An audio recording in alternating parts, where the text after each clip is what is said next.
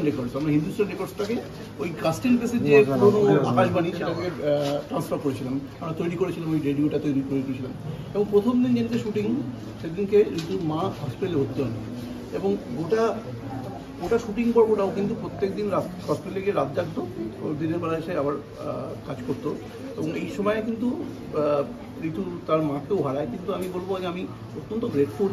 তার মধ্যেও একটা মানুষের যে কমিটমেন্ট লেভেল আমি দেখেছি এবং যেটা আমি দেখেছি ওর কাছ থেকে যেটা পেয়েছি, এবং আমাদের গোটা প্রোডাকশন ইউনিট, শুটিং ইউনিট আমরা যেটা পেয়েছি সেটা আনবিলিভেবল। মানে সেটা আমি চিরকাল ঋণীও থাকবো ওর কাছে যে এত, আমি জানি তো যে পার্সোনাল লসটা কীরকম লস হয় অ্যাকচুয়ালি, বাবা মা চলে গেলে কী হয়।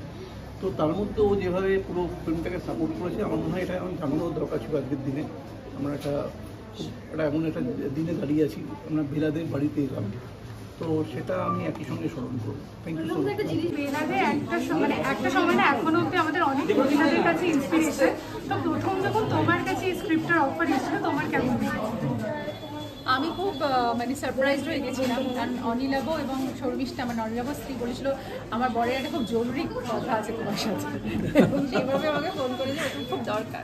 আমি তো সঙ্গে সঙ্গে হ্যাঁ প্লিজ কবে আসবে বলো, তো চলে এলো এবং তারপরেই বললো বেলা করতে হবে। আই ওয়াজ সো হ্যাপি, মানে আমি সত্যি ইন্টারেস্টেড ওর কাছে যে ও আমার কথা ভেবেছে বেলার জন্য, কারণ এরকম একজন আইকনিক চরিত্র করাটাও আমার কাছে একটা খুব বড় পাওয়া। I am really blessed to do Bela. মানে আমি বেলাকে কীভাবে পেয়েছি এই ছবিতে বলতে পারবো না, মানে অনিলাভ বলছিল আমার পার্সোনাল জার্নির মধ্যে দিয়ে আমি বেলাকে ডিসকভার করেছি।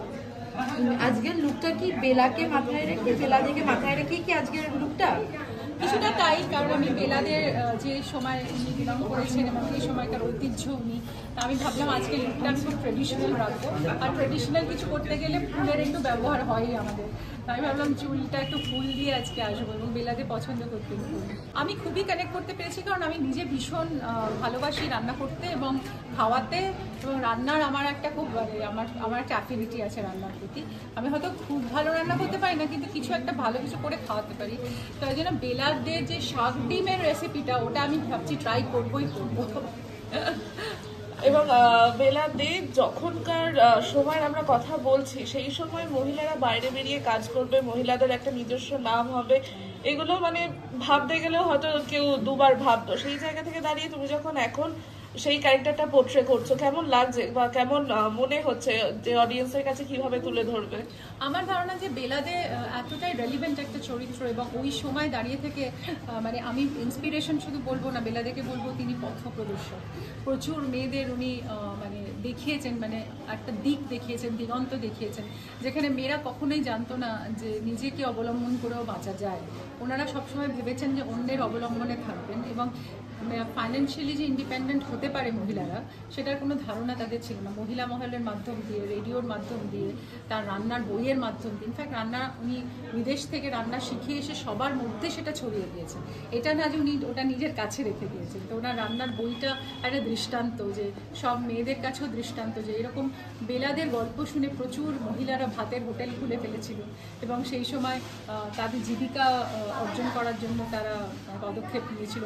এর থেকে বড় কাজ আর কি হতে পারে? মানে বেলা ইভেন এরকম একটা জায়গা আছে যেখানে উনি কোনো কিছু আরোপ করেননি, কিন্তু একটি মেয়ে যখন বলে তার বিয়ে হয়ে যাচ্ছে, তখন শুনেছি বলেছিল আর তোর চাকরিটা।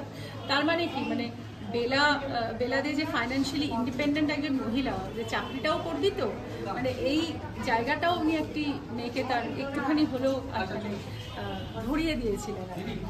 এটাই হচ্ছে তার বলে না বারাপ্পান, মানে এটাই হচ্ছে তার বিশালতা, যে উনি নিজেকে অনেকভাবে ছড়িয়ে দিয়েছিলেন মানে নারী জাতির কাছে।